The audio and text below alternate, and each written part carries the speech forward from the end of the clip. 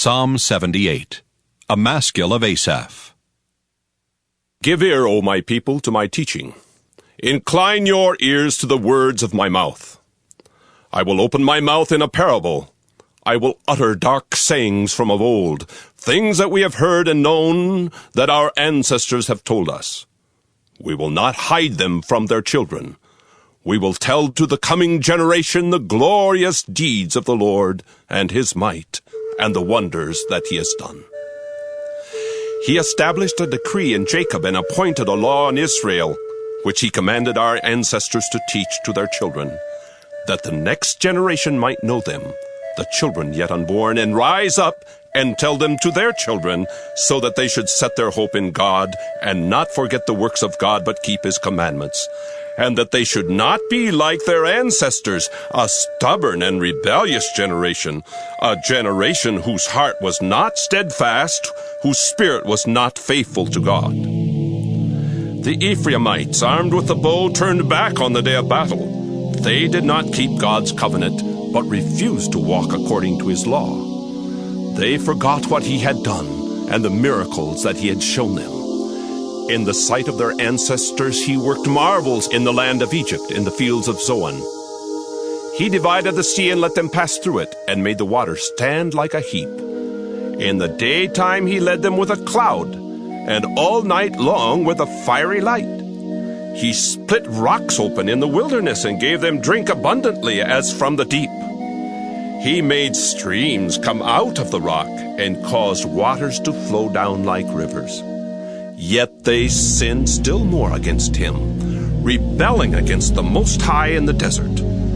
They tested God in their heart by demanding the food they craved.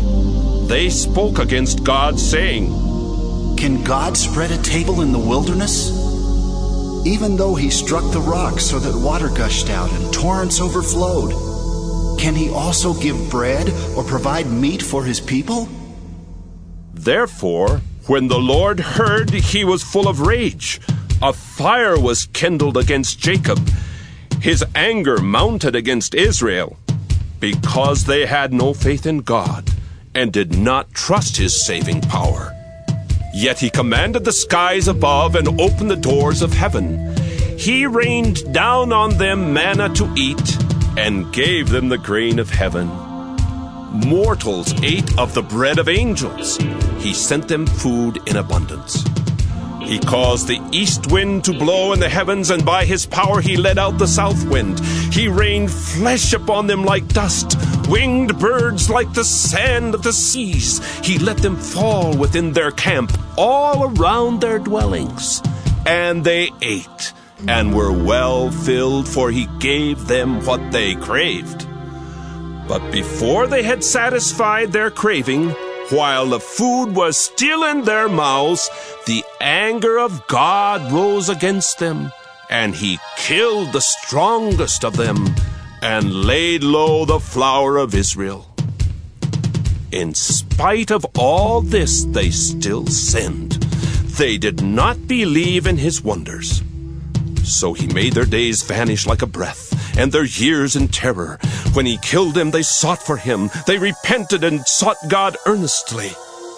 They remembered that God was their rock, the Most High God their Redeemer. But they flattered him with their mouths. They lied to him with their tongues.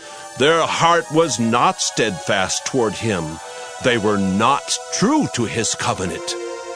Yet he, being compassionate, forgave their iniquity and did not destroy them. Often he restrained his anger and did not stir up all his wrath. He remembered that they were but flesh, a wind that passes and does not come again. How often they rebelled against him in the wilderness and grieved him in the desert. They tested God again and again and provoked the Holy One of Israel.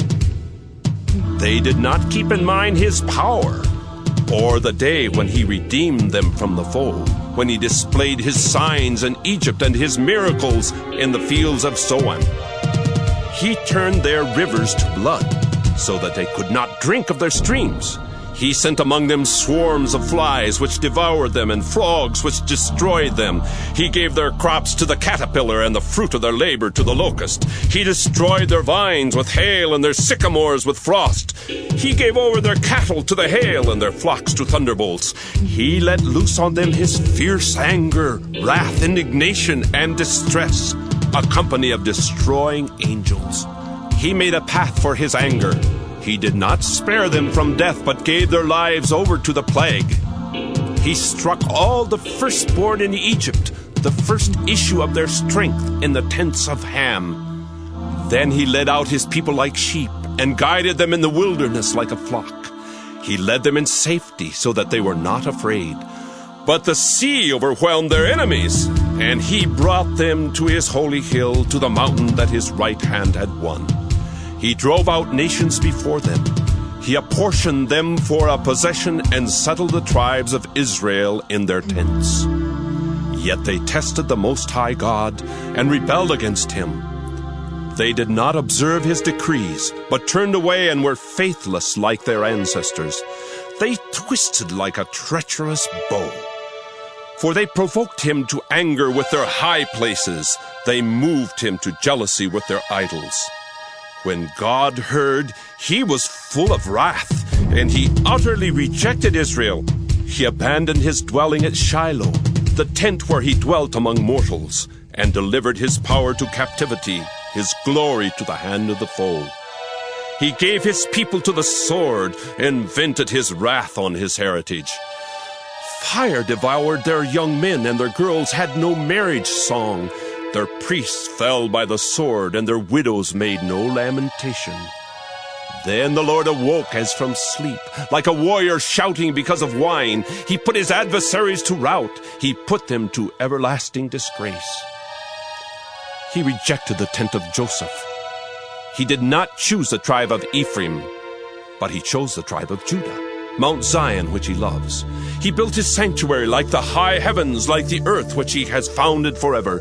He chose his servant David and took him from the sheepfolds. From tending the nursing ewes, he brought him to be the shepherd of his people Jacob, of Israel, his inheritance. With upright heart he tended them and guided them with skillful hand.